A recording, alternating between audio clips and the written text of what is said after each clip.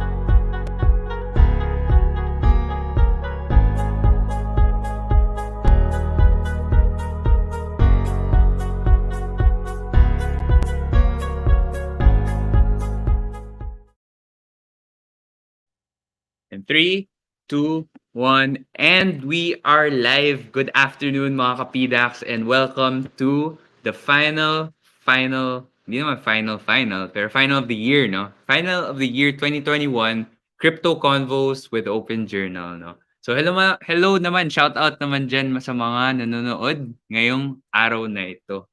Wow, nagfi-Filipino pa ako. Pero magandang hapon kay Simon, kay Julian, good evening, sir. Kay Julian ulit, isa pang Julian.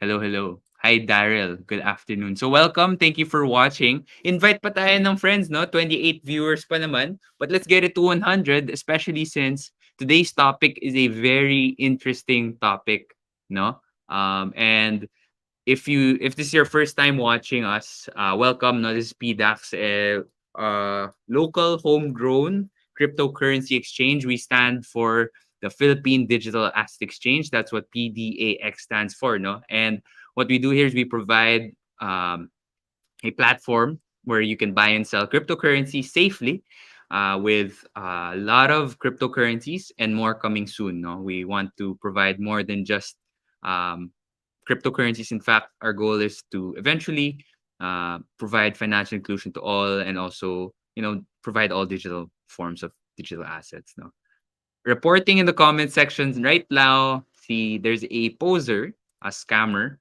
saying if you send BTC to them, you will get BTC raw. But that's not true, because only we never ask for your address. In fact, we just send to you directly. So please do not fall for it. We've deleted it, and we would appreciate your help in reporting these scammers as well. No, in fact, may pag-giveaway tayo at the end of this show, especially since it's the last one of the year. We want to end it with a bang. So we'll be giving away a 300 peso crypto voucher to your account for those who comment and tag a friend. Ayan. So tag your friends to come watch the last crypto convos of the year. So with that being said, let me just introduce to you um, uh, none none other than our special guest, those that we partnered with since the start of the year, si Joseph, who is the CMO of Open Journal and a portfolio manager at Buhawi Investment Management. So without further ado, welcome Joseph. Hello, hello. Good afternoon, Kyle. Thank you for having me again. What's up? Kamusta? Okay naman. Thank you for coming and joining us again, Joseph. No, Merry Christmas, by the way. Happy holidays, kumbaga. Nasa Merry spirit Christmas. Happy holidays. spirit of holidays ka. Yes, you should. Sweater. Yeah, agree. So ayan, I like. we're I'll give the floor to you. I'm sure you have a very exciting topic to share with us today. So I'll leave it up to Sure. that to you. I'll leave it to you. Got it. Game. What's up, everyone? Good afternoon. Happy Hump Day Wednesday. And welcome to the final crypto convos of the year. Don't worry, we'll still be here next year with more awesome stuff. But at least for the year 2021, this will be our last po for now. And I just wanted to take time to thank everyone for being with us throughout this journey. And thank you as well to PDAX for this opportunity to be able to help add value and contribute to the ecosystem and local blockchain and cryptocurrency community. And I also just wanted to say welcome to anyone watching for the first time. If there are any first timers out here, welcome. This is a monthly series in partnership with PDAX. And for those of you who might be wondering what is Open Journal, Open Journal is really a community of traders that engage the cryptocurrency markets.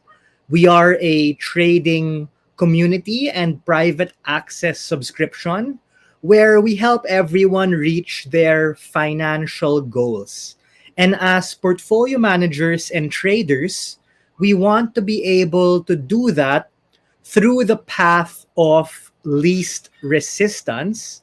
And that is precisely why we decided to zero in and really focus on the cryptocurrency market.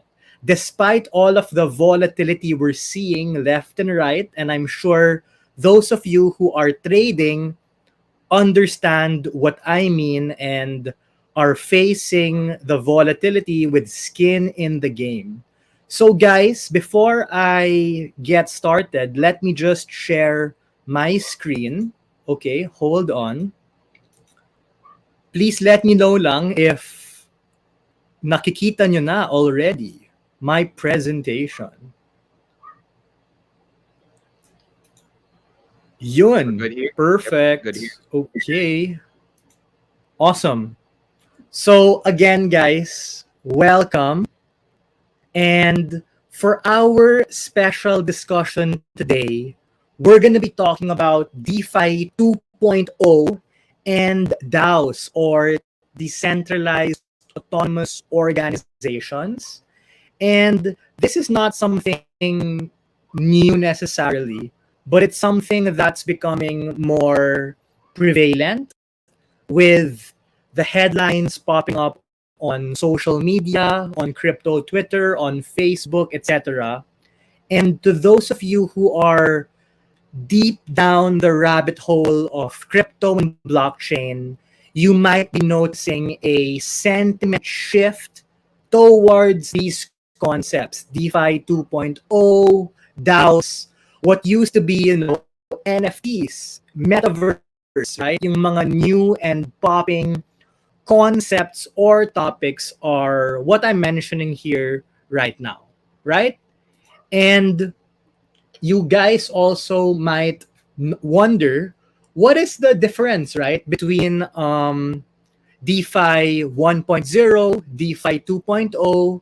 How can I learn more about these opportunities, and what exactly do I need to know to be able to potentially capitalize on opportunities? Because we also have to understand that in the markets, it's not just about trading, right? That's one aspect. That's the main aspect. That's the bread and butter that traders, portfolio managers, that's what we focus on. But of course, there are other, developments and opportunities to earn as well, similar with what I discussed before. For those of you who remember, for those of you who watched, I talked about NFT flipping, I talked about opportunities in the metaverse. So now let's drill down and get started. So, first off, I just wanted to make a point, and if this is the only thing that you would get or have as takeaway from this presentation, then I would be quite happy about that. It's that understanding of liquidity, and I would posit that liquidity makes the world go round, and liquidity is in charge of majority, if not all, of the moves we're seeing across the markets, or lack thereof, given some volatility that we see. So when we refer to, cryptocurrency as the strongest asset class, its performance the past 2 years, when we take a look at, for example, the secular bull market in the Philippines, which arguably from a cycle analysis point of view was from 2010 to around 2019, when we peaked prior to the pandemic, all of this was because of liquidity. And I'm going to be talking about liquidity in all ways, shapes, and forms, since that is essentially the spirit and heart of DeFi 2.0. Before we get to that, just a little bit more of, demonstration of what I mean by liquidity. Kumakain ba kayo sa Jollibee? Sarap kumain ng Chicken Joy, 'di ba? At yung parang bago nila na spicy champ or chicken sandwich. Jollibee as a business has to be liquid in terms of their inventory, right?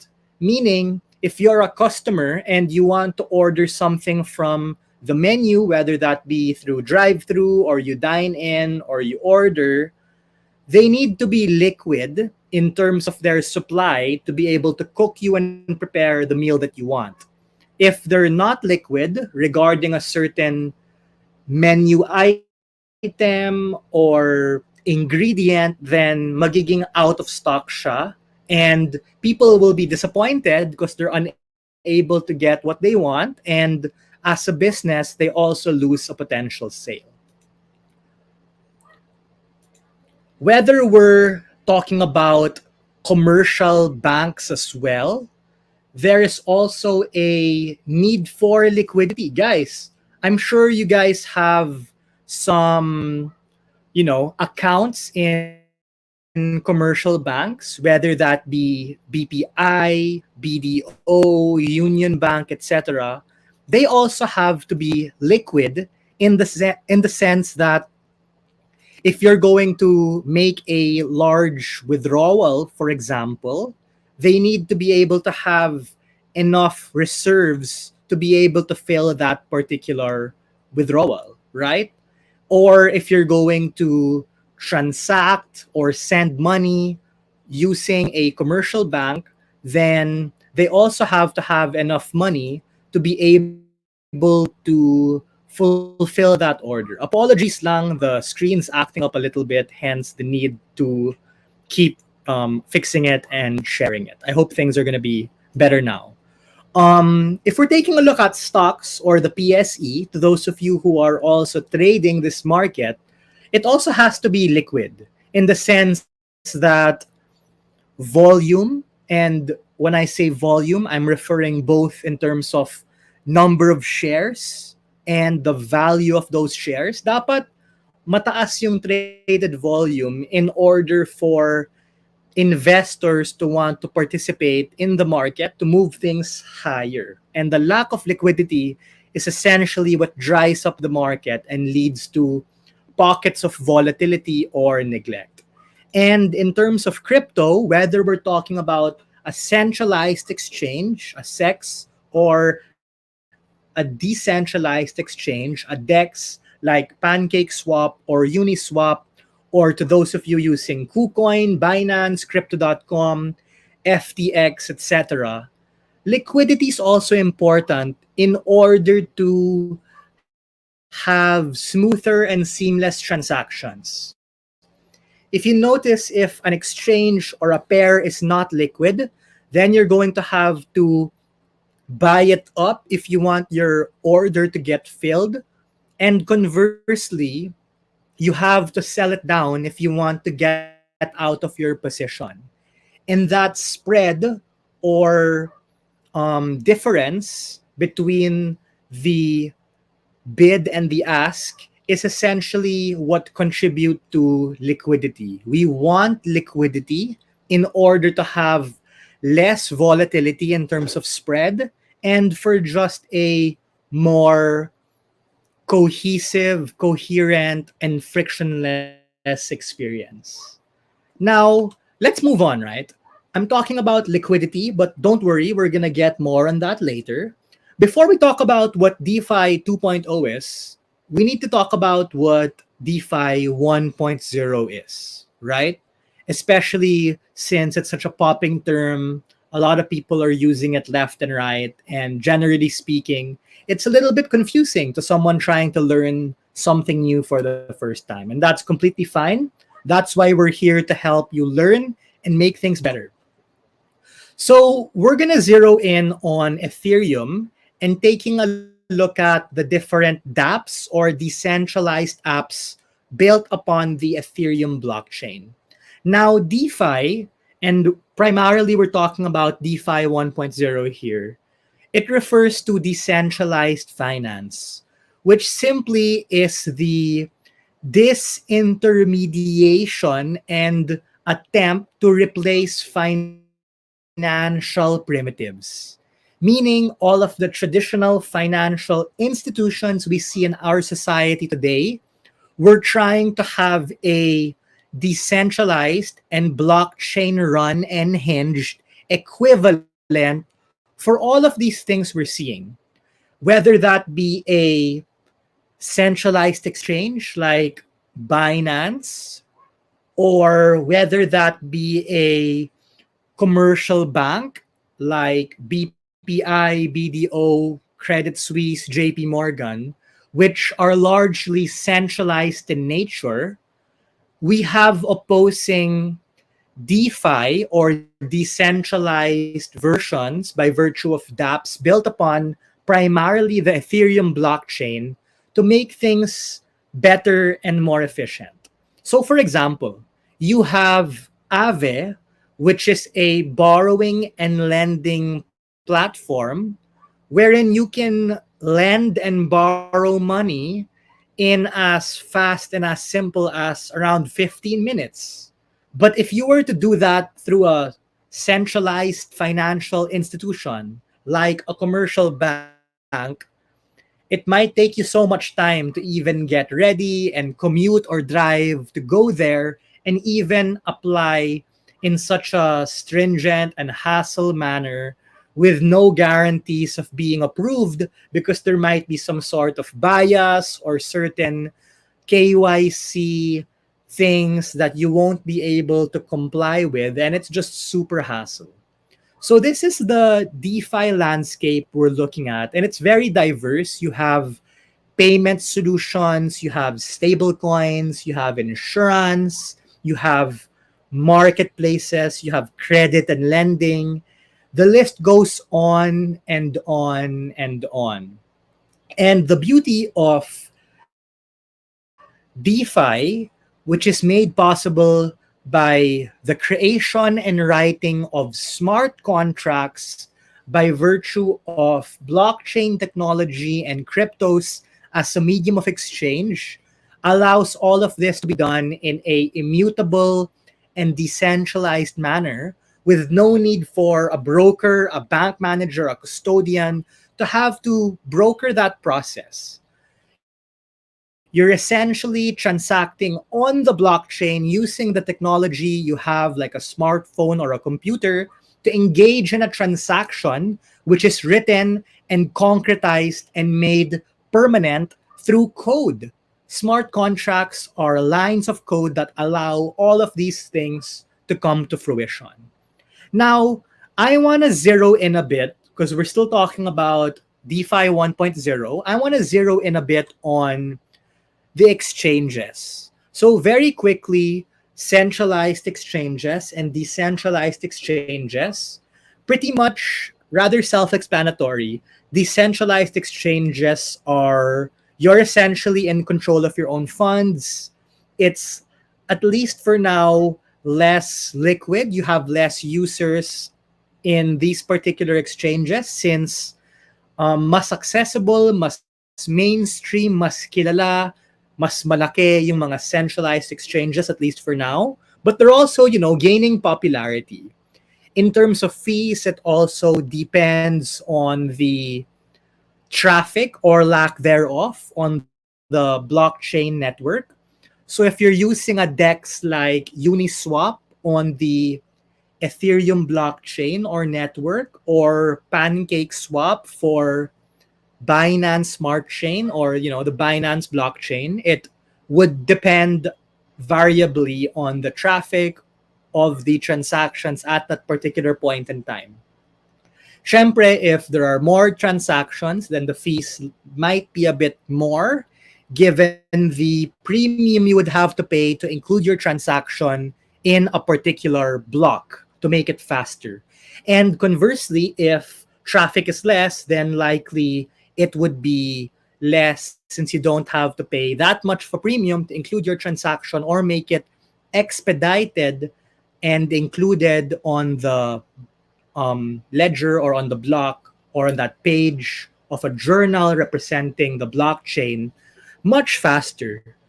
Now, decentralized exchanges don't have a centralized authority. They don't have like a CEO or a head honcho who can, halt trading. I've experienced certain instances where during periods of immense market volatility, I'm not able to close my position. I'm not able to sell my long position or open a short position, and that kind of sucks. I'm not sure if you guys have related to that. Alam mo yon, naglalag yung platform, or it won't clear, or just some weird shit's happening. Like, it's not going through, there's some halt, or these kinds of stuff. And to be concrete about that, I think these happened with BTC down and ETH down, which are leveraged futures instruments on Binance. And I know some people who were unable to cover or unable to get out of their positions because trading was halted, for instance, right? And that's just inefficient and, hassle for people trying to um, transact, right? Now, moving on, talking more about decentralized exchanges and how they operate, because this is related to what I'll be talking about later, DeFi 2.0, and talking about DAOs. Will demonstrate this by looking at how they work. So, I talked about liquidity, right? And liquidity is really important in any kind of transaction, whether it be stocks, whether it be commodities, whether it be crypto, whether it be traditional goods and services. But for the sake of our discussion, let's say we're talking about a decentralized exchange like PancakeSwap, and you're trying to trade a token which is listed on a decentralized exchange, meaning it's probably more exotic, it's a lower cap altcoin which isn't available on like Binance, for example, or on KuCoin, but you want to participate in that, right? And what you're going to do is you essentially connect your wallet, like your MetaMask, with it, and you send money over there and you are going to convert, or you're going to participate in the particular pools of liquidity that they have there. Now, in order or before you're able to do that, there has to be existing liquidity, right? There has to be tokens for you to be able to buy. Or if you want to sell, there has to be someone there willing to be able to buy that particular position. That's why liquidity is essentially important. And if you're not looking at a DEX to just trade, you can also be a liquidity provider for a DEX. Let's say you don't want to buy or sell necessarily, but you have tokens which you might have gotten through the ICOs of these particular protocols or projects, and you want to lend them out or stake them or farm them in terms of adding liquidity to a particular pool on a particular decentralized exchange, you can do that. In fact, you're incentivized to do that when you get a fee every time a transaction is made using the liquidity that you contributed to the pool. Does that make sense? Everyone on the same page with me? You have people wanting to buy or sell on one hand, and on the other hand, you have people incentivized and willing to create that liquidity by virtue of them putting in their token or cryptocurrency in that pool to allow transactions to happen. So everyone essentially wins because the people who want to buy or sell have the liquidity to be able to do so. And those people who provide that aforementioned liquidity are incentivized by a percentage of the transaction when they get fees as a commission or as a reward for putting that up. So in this case, for example, on the diagram, if we're talking about a token like SafeMoon for the sake of discussion, then the people who want to buy it will be able to buy it at a relatively fair price that isn't super volatile, assuming you have enough liquidity. And SafeMoon token holders are incentivized to contribute to that pool of liquidity when they earn on a per transaction basis. And just to shout out to Whiteboard Crypto, I was able to lift some screenshots for this and really be able to learn more about it, to be able to share that with you. Now, I see a lot of questions here in the chat. I'll be getting on to resolve and answer these later on. So next up, I talked about the spread, right? Meaning if liquidity isn't that much, then you're going to have a wider spread, meaning you're going to have to buy it up or sell it down if you want to exit a position.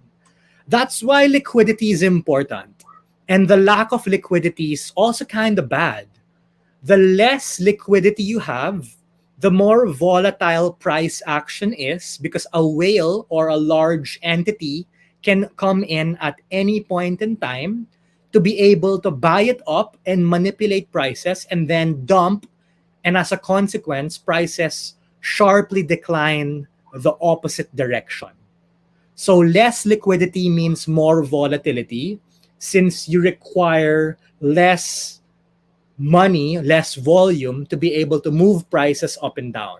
Now you might be saying, Joseph, don't you also say volatility is the price you pay for performance? Meaning, if you want super wild, solid returns, then you go to those pools which are less liquid to be able to take advantage of that volatility. But we have to understand that volatility cuts both ways, and too much volatility makes it unstable for the ecosystem to function because there's just too much fluctuation. And to a large extent, if you want these decentralized exchanges to operate efficiently, we need a certain sense of harmony or a lack of fluctuation shocks which mess up the ecosystem.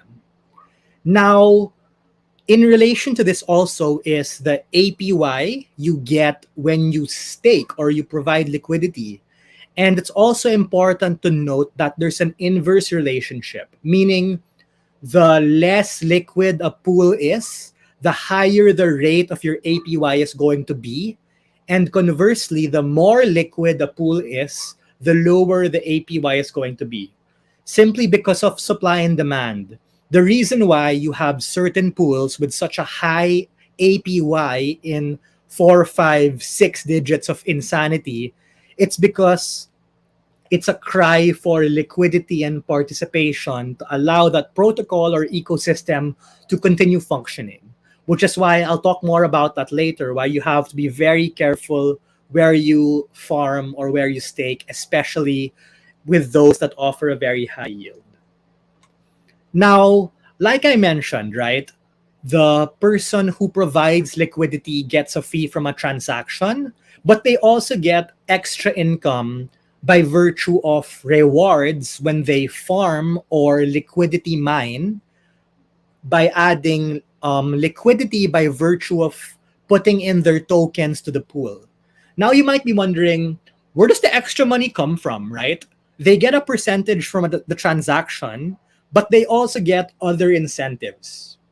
If you guys take a look at Pancake Swap or Uniswap, you're going to see different incentive mechanisms, which are quite interesting, which are important as well in order to be able to get liquidity or access to the pool.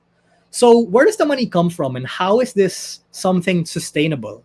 Now, again, the reason why we need to have liquidity is to keep prices balanced. It's not good for the project or the ecosystem if things are fluctuating 50, 80% on a daily basis. Though as a trader, it might be good for you or interesting in the sense that you could capitalize on that volatility. It's not good for people building projects or trying to mint NFTs or transact with that regard. Now, next up is where exactly the problem lies. So the problem essentially lies in the fact that it's not the most sustainable thing if you're too reliant on liquidity coming from people. Because people can leave anytime. And this is where you have certain bank runs, like what we saw with Iron Titan, where Mark Cuban and other people got massively wrecked with that regard and lost a shitload of money. And bad things happened as a consequence. Now, let's get deeper to the psychology and reason behind why these things happen. As humans, we're motivated by incentives, and generally speaking, I mean, majority of people, wag tayo magpanggap, we're here in these farming pools to be able to get a reward. So you're likely to jump to the next best pool with a high reward. And the problem there is that you have a lot of what they call mercenary capital or tourists coming in projects and leaving. And that's a problem with liquidity because it doesn't become sustainable, and the project becomes too reliant on the individual whales or peoples with deep pockets who contribute their tokens for that particular measure. So that's where the solution comes in, which is essentially the heart of DeFi 2.0 for the protocol. In this case, we're talking about PancakeSwap, but this applies to other protocols as well, to provide their own liquidity and not be reliant on people who are going to provide that liquidity, like what I characterized earlier, right? And that essentially makes it something that they could control more, and it makes it better for the longevity for the project. Now, that's where the example of Olympus, OHM, comes in, since essentially they're issuing or buying their own liquidity.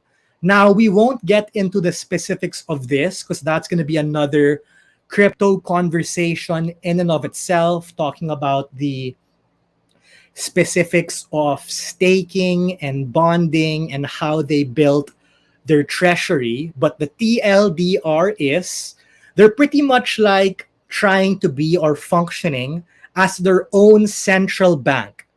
Yeah, you heard that right. If you have protocols like Compound or Aave trying to be their own bank, Olympus DAO is essentially functioning as its own central bank to be able to be their own intermediary regarding the liquidity for their platform, for their organization. And that works in a multitude of ways, right? You have staking, you have bonding, which an oversimplification is you're able to buy their native token or OHM at a cheaper price if you put in other kinds of coins like Wrap Ether and other kinds of coins that they are providing. So the whole spirit behind DeFi 2.0 and Olympus DAO is at the forefront of this. And you have definitely other DAOs which are exploring this as well. They're trying to be masters of their own liquidity by allowing things to be more decentralized, more efficient, better for their own organization, and really just safer or at least less volatile when the liquidity is something that they can control with regard to their own tokenomics, which the specifics we can talk offline or have another separate discussion for that and how that works. And simply they have their own treasury. They have their own balance sheet. They have their own repertoire of assets to be able to back up the OHM that they issue. So their native coin OHM is essentially equal to one DAI or DAI, which is their own version of a stable coin. Similar to how Binance has BUSD, Tether has USDT, so on. There's also USDC, so on and so forth, right? It's a stable coin that backs OHM. Now, the consequence of this, to tie it back to the problem I characterized for DeFi 1.0, is that when the DAO or when the protocol is able to provide or create its own liquidity, then there's going to be less price volatility and less risk of impermanent loss. Now, impermanent loss, complicated concept. What that simply means is that the token which you provided liquidity for, right? What that simply means is you might have been able to earn more if you had just held the token when prices go up. Meaning when you provide liquidity in a pool for a particular token, there are certain computational nuances that are different from normal price volatility as the price of the token or cryptocurrency goes up or down, similar to trading. So that's something that you also have to be wary about. But generally speaking, the fee and the rewards that you get as an incentive when you provide liquidity more often than not are larger than the potential impermanent losses. Or like how I look at it or how I understand it is like the opportunity cost of you providing that liquidity versus you just holding on to it, for example, trading it and riding it out. Um, so essentially, DeFi 2.0, it's not magic, right? It's not like the new thing to lift you out of poverty and allow your portfolio to multiply 1000x. It's a classification of protocols, which we've already been seeing. And it's just another way for the space to organize itself, similar to how we have Web 1, Web 2, Web 3.0, how we have NFTs, we classify that play to earn, collectibles, etc.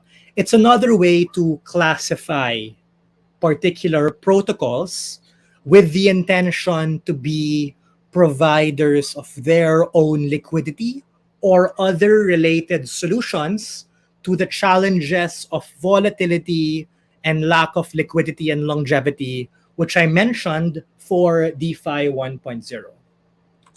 Now, very quickly, just a quick comparison between the two. At least that's what DeFi 2.0 is trying to do. Obviously, a lot of these are just generally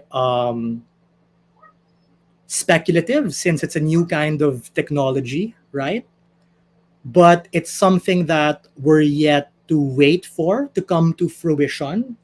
And of course, just like cryptocurrency and blockchain technology, which is relatively new, it's been around the past decade. It's really something that we're yet to test out and see what would happen. Of course, it sounds promising. Of course, it seeks to make better everything that DeFi 1.0 is challenged with, and we're yet to see what would happen. And this is ought to be evaluated on a project to project basis or on a DAO to DAO basis, right? It's hard to say whether or not DeFi 2.0 in general is going to be successful. It's like asking the question, are all blockchains going to be successful? Are all altcoins going to be successful? There's no way to answer that in a vacuum or in a generalized statement, but it's something that is clearer to evaluate on a per token or per project basis. What are the different DeFi 2.0 tokens? You have the following, and a lot of these are essentially forks of Olympus DAO or OHM. So, for example, you have Wonderland, ticker symbol Time, TIME, built on the Avalanche network. You have Honey DAO, ticker symbol Love, LOVE, built on the Binance Smart Chain. You have Klima DAO, ticker symbol KLIMA, built on Matic or the Polygon network. Then, of course, you also have Hector DAO, ticker symbol HEC, built on the Phantom network. And essentially, these different DAOs are forks of Olympus. And you might be wondering, why did they fork, right? They forked because they were just trying to find other solutions to the challenges of scalability that Ethereum has had. Hence why they decided to run on top of or in partnership with other layer ones. Hence why I mentioned BSC, Avalanche, Polygon, Phantom, etc. We'll talk more about that later. Now, taking a look at the DAO landscape, it's also similar to how we would group particular protocols. It's not essentially something new. It's just becoming clearer now how these things are going to be organized. And this is particularly a good guide to be able to see. And it's also important to note that there are protocols or projects right now which are interested to transition to become a DAO, while on the other hand, you have other protocols such as YGG, for example, and OHM, which classify or consider themselves a DAO from the get-go. I hope that makes sense. That's an important nuance, that a protocol could make a transition to become a DAO, or a project could be classified as a DAO from the beginning. You know, a lot of these things relate with each other. It's not like a one size fits all, black or white kind of explanation or characterization. So I hope that's clear, and I hope that it makes things a little bit easier. So before we adjourn, I just wanted to run some of my opinions, my input on DeFi 2.0 and DAOs, my two sats, if you wish. First is, a lot of these efforts for DeFi 2.0 and a lot of these DAOs are in their early stages. They're highly speculative, and we need time for it to really be pressure tested. This is the same way I look at NFTs, the same way I look at new altcoins, especially those with a low market cap or those that just listed on a centralized or decentralized exchange. They need to have proof of concept, like literal proof of work, that it's going to be working, and what they're promising on their white paper or what their community talks about is going to be value adding, is going to be impactful to the society.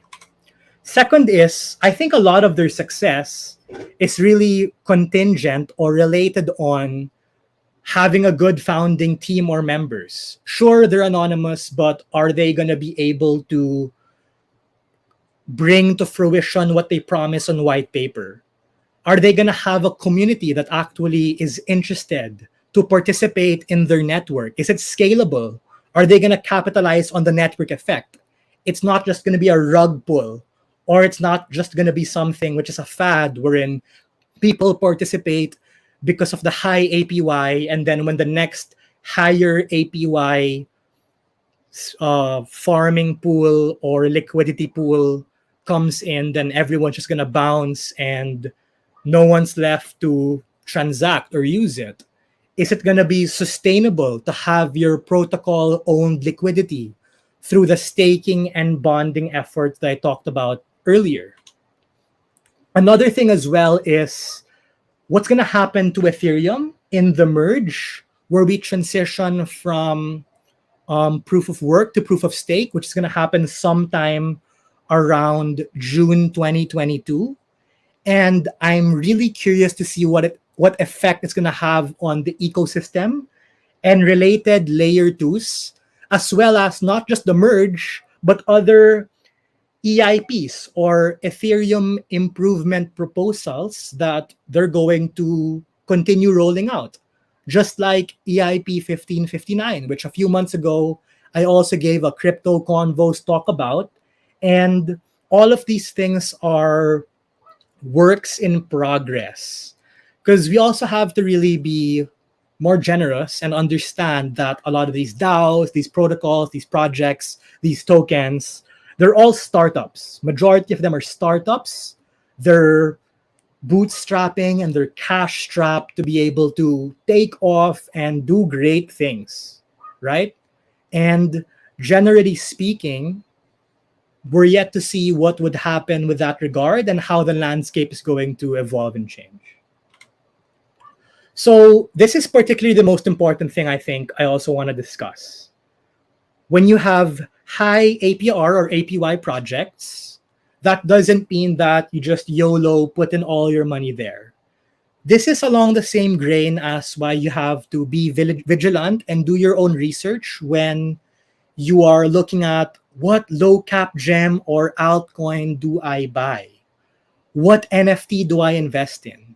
So you need to check the risks involved, because like I characterized earlier, there's an inverse relationship between liquidity and volatile price action and the APY as well, meaning the less liquid, the higher the APY, the more liquid, the lower APY. Why? Because when you have more people in the pool, then that reward is going to be shared with quantitatively more people, right? Versus that kung konti lang kayo, then you get a higher reward on a per staker basis, if that makes sense. So when you have a lot of these projects in infancy that are offering insane amounts of return or their high yield, high APY, you also have to be wary that there's going to be high volatility as well, for sure. In the sense that, sure, you might earn 2,000% per year, but what's going to happen with price action for that token? Is that going to drop 70, 89%, 90%? Is that going to go to zero? What's going to happen, right? Now, just to be clear, let's say something goes up 2,000% and then you have a 50% decline. You're not left with 1,950, right? Mahahati talaga yan. That's how, math works, which is why we have to be very careful, especially when bear cycles come, when you have volatile, sharp corrections where a lot of these projects could go to zero, right? Yam coin, Squid coin, the Titan I mentioned earlier, right? Iron Titan. There are going to be a lot of rug pulls, a lot of crappy and shady DAOs and protocols na nagpapanggap under the banner of DeFi 2.0. And we have to be wary about where we put our money, and we need to know what we're doing. So similar to trading, you don't just buy any coin you see on Facebook, any coin you see on crypto Twitter. You have to do your own research to understand what exactly is going on. And it's really important to know what the risks are so you can make the most calculated and informed investment decision. Next up is, at the end of the day, this is my opinion as a market technician, as a portfolio manager, as a trader, price matters more, right? I mean, even if you have a high APY, and sure, you can argue that you stack more coins in terms of your bags or your war chest, marami kang hawak na coin, but if price doesn't appreciate, then what's the point, right? I mean, I'm not saying that you shouldn't do these things, but take a look at what price is telling you. And I believe that price as a leading indicator is going to bake in what are going to be the solid and promising projects ahead. Similar to what we saw with Ethereum prior to the correction we're seeing now, similar with what we saw in Matic, in Luna, and Avalanche, right? I mean, the cuento, the catalyst, that becomes clearer later on. But when you see things breaking out, when price is showing relative strength or umaarangkada siya pataas versus everything else which are going down or going sideways, then that's what you know is a fast horse that you'd want to bet or put your money on from a probabilistic perspective. So with that, guys, maraming salamat. I hope you learned something new today. A bit heavy of a discussion, quite technical, but I tried to make that as simple as possible with using the least amount of jargon. For full transparency, at least on my end, I don't have a watch list to check out right now, given that we're mostly cash in our community and our firm. I personally am mostly cash, given the volatility we're seeing. Hopefully, we can see issues retake back their channels or break out from broken supports now acting as resistance. Let's see. You can check out the Open Journal Light group on Investograms for more information, access to free watch lists, and research. With that, maraming salamat. I hope you enjoyed and learned something new. Just plugging in a few OJ stuff for those of you interested before I answer some Q&A. So if you want to learn more stuff, check out our YouTube for free video content snippets of things which are available to premium subscribers. Check out our Instagram if you want to get access to updates or join content and really participate in giveaways and contests, para wala kayong FOMO dyan. Check us out. We want to stay connected with you as well. And of course, last but not the least, I invite you to join the Open Journal family. If you want to take your trading to a higher level, you want to join a community, you want accountability partners, you want to go deeper in terms of macro, blockchain, technical analysis, we open our doors to you, and we'd welcome to invite anyone interested to join us. So with that, thank you. Maraming salamat. I'll answer some questions. I'll be coordinating with Kyle on that, and I'll answer the questions which would be value adding to majority of people and are not, generally speaking, Googleable. Thank you. I hope that's awesome and all good. Yun. Thank you, Joseph, and thank you for your talk, no? So, learned a lot from that. And yeah, we're opening up questions for those who Sure. want to Let ask me questions, Joseph. Thank you, Kyle. Let me just scan through the questions and I'll just prompt up some stuff that we can answer. By the way, guys, if you Cool. want to, there's still a chance to win 300 pesos worth of crypto that will be credited to your PDAX account. Just comment, ask questions, or even just, if you enjoyed it, do let us know. You will be having a chance to win the 300 pesos. So go ahead, Joseph. Sure. So you don't have to pin the comment naman, but just to address Sure. maybe some comments or questions here. People are asking about I guess government intervention, and I think the presupposition behind this question is anong mangyayari sa crypto or blockchain, which is decentralized, but then you have governments coming in and regulating the space. So I think that's a good, that's a contradiction from a theoretical perspective. But we also Right. have to understand that it's not an absolute thing. Because, guys, we can't have a completely decentralized world because we exist in organized society. Maybe if we have a fallout, a nuclear war, knock on wood, World War III, then maybe we can abandon all central banks, have no government, have nothing except people transacting in crypto. But since our organized world came in first and crypto and blockchain came in second, to a certain extent, there's gonna have to be a marriage between the two. I mean, I get where the question's coming from. I don't like it as well, but we have to recognize that if we want adoption to happen to a certain extent, there has to be regulation, right? How to avoid scams, how to avoid people getting screwed over, how to avoid rug pulls, how to avoid cryptopias and Mount Goxes from happening, right? So, as much as we don't like centralized authority from a theoretical standpoint, representing the heart of decentralization, it's something that we have to accept. That's why in the United States, the centralized authorities there are, you know, meeting with CEOs of exchanges and crypto projects to be able to learn more about it and find some sort of middle ground. I mean, I don't know what will happen. All I know is that it's not going to be a binary sort of thing like bye bye centralization, hello decentralization. Think of it like how in our world today, you still have snail mail and you also have email, right? I mean, they're running in tandem. And you can use both, right? You can use snail mail, you can use email. Might not be the most accurate example, but I hope the point is clear and made.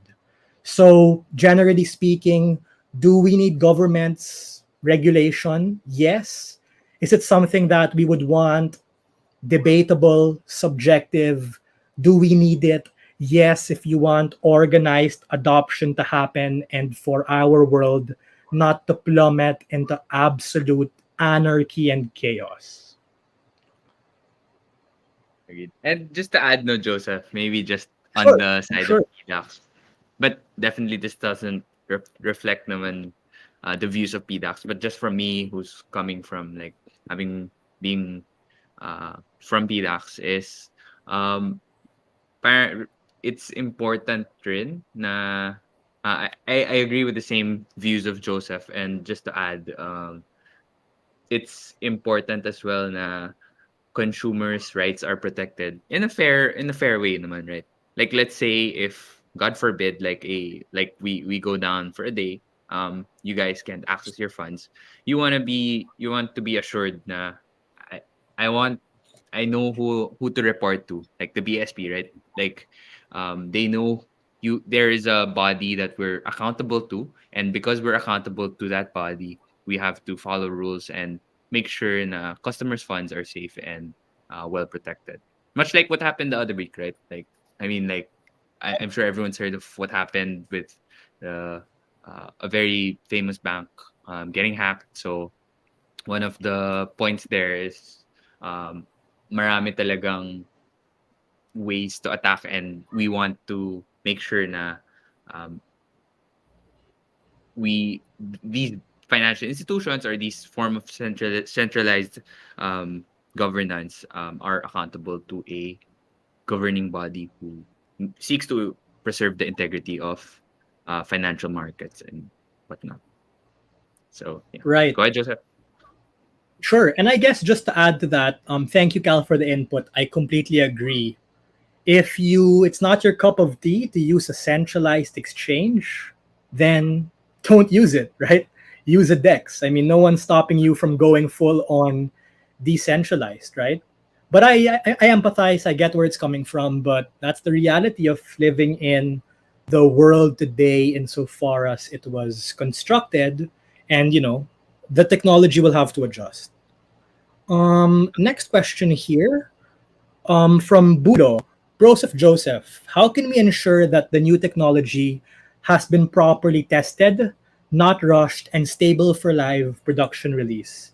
That's the right question people should be asking. Like, how do we know, right? Um, Give it time, right? Because, and this is just real talk, right? Remember NFTs? Remember certain altcoins that were like super hyped before that are destroyed now, or NFTs which or whose valuation got absolutely massacred? That's why it's so hard to say in general, are NFTs here to stay? Are altcoins here to stay? Is DeFi 2.0, are DAOs here to stay? It depends. It's specific to the protocol or the project. 85-90% of these will be GG'd, are going to go to zero, are going to surmount to nothing. But there are going to be the handful of opportunities that are going to come to fruition. Similar to the dot-com bubble, right? For every pets.com you still have Amazon, you have Google, you have Netflix. But the converse of that is being wary of a survivorship bias. For every FANG you have, Facebook, Amazon, Netflix, Google, you had thousands of startups, some of which were just shit, but others just didn't make it by virtue of how the world works. Tough reality, sucks. But sometimes we put too much of a premium on the outliers without forgetting the rule, meaning it's going to be a hard thing. Not everyone's going to make it. You have to be extra judicious and cautious with regard to how you invest, how you spend your hard earned money, what you're going to do. Are you going to buy this altcoin? Will you buy this NFT? Are you going to check out this DAO? So I hope that answered the question. But to answer it in a more pointed way, give it time, meaning, I don't know, a year. It really depends, such a volatile space that grows and moves in such a quick and rapid pace. You have to stay on top of the technology, stay on top of the developments, read about it. Alam mo yun, hindi yung tipong, I'll buy a DeFi 2.0 token, or I'll buy OHM kasi Josef talked about Olympus DAO, and then you set and forget it, and then bigla na lang GG. You have to have an element of market timing, following price like I mentioned earlier, to allow that to lead you to the fastest horses or best projects. I mean, malamang kasi the founders, board of directors, the devs, obviously they're gonna talk good things about the project. Do you expect them to say, ay wala, pangit yung blockchain namin, short nyo na lang, benta nyo na, wag na, diba? I mean, of course not, right? These people have stake, have skin in the game. So you expect them to do everything in their professional power and capacity to protect their vested interest, which is why you have to, follow price and really see what happens and how these things unfold. 100%. Sure. Trying to scan and check other questions. At Mang Gemar, I don't have any opinion on XRP. I haven't really been following the whole SEC thing. All I can say is that if the case goes well, maybe it will go up. But I think XRP is part of that demographic of Dino, DINO.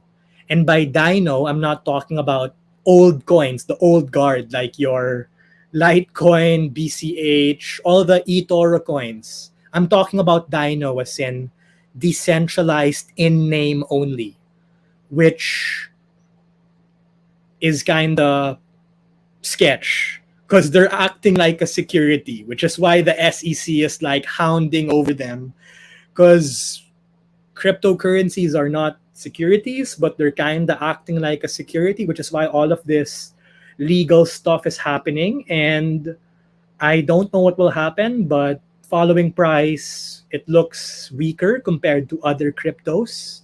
Could it go up? Maybe. Do I know what will happen? Of course not. Would I touch it? Maybe to trade if there's a setup. Would I hold it long term and say that it's the future? Maybe, maybe not, probably not. Alam mo yun? Like there are so many other cleaner projects with a better limelight under governments, under legislation, alam mo yun, right? Dami-daming pagpipilian dyan, right? Why force a trade? Why settle? No settling. Yeah, unless there's any other question, I think that's good. Before we end, I just wanted to say thank you to everyone for your participation here today, an intimate audience and crowd. To those of you watching later tonight, after school, after work, have a great week ahead. Take care, guys, amidst all of this volatility. We hope things do better and recover and do great things, but we also have to be guarded against moves lower. So follow price, always have a stop, plan your trade and trade your plan. Please be careful, don't get slaughtered, and may everyone have safe, prosperous, happy holidays and a Merry Christmas ahead. Just wanted to say thank you to the Open Journal team, Javi, Matt, Mike or Pogitsu, and Ed, who are new members to our Open Journal core team. Thank you, especially to Mike, for helping me with some research and information. Pogitsu PH is his handle. Maraming salamat. Thank you as well to our creative designer, Jessa, and our interns, Scott and Ariel, as well as to our Open Journal community. Maybe some of you watching now, watching it later. But most importantly, to the PDAX community, mga ka-PDAX dyan. Alam ko marami kayong ginagawa, a lot of things happening. Thank you for spending your evening with me and take care. And last but not the least, Bell, aka CoinFem, thank you for the nuances, insights, research, and support all the time with everything. I appreciate it. And you can check her out, CoinFem, on Twitter, Facebook, and Instagram for other crypto research, blockchain insights, application, and awesome memes and content. And of course, Brother Kyle, thank you for keeping me company all the time and hosting us here. Take care. May you have a Merry Christmas and Happy Holidays. And ingat, pare.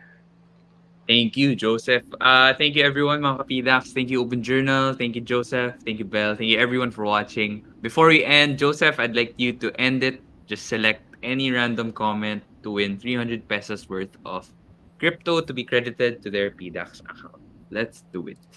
So comment Sure. na guys. We'll Let me give you do some that. time. Mm. Does it have to be like now onward, or can it be like a question A- before, or Any question before or oh, any my comment you decision? wanna? Let me scan this quickly. Let me scan, guys, para fair. Just one person, no? One person. Yep, just one person. It's my birthday raw. Pwede. May birthday. Someone asked a good question as well. Let me think. All right. I'm just doing this randomly between random users and people who ask good questions. Let's give it to Bulo SEHI, Bulo Sehi, asking a good and relevant question. I think is important, and people have to be more vigilant and wary, doing their own research and due diligence. So, shout out, fam, and congratulations. Thank you, Joseph. Thank you, Bulo. To claim your prize, please screenshot this interaction or screenshot this right now and then message our Facebook page, our official Facebook page over at PDAX to claim your prize. No, instructions on how do you claim your prize, your 300 pesos worth of crypto. So, with that being said, thank you everyone. We'll see you next year for the next crypto convos, but for Crypto News Weekly that will happen this Friday with Nix. So with that, happy holidays everyone and Merry Christmas. See you.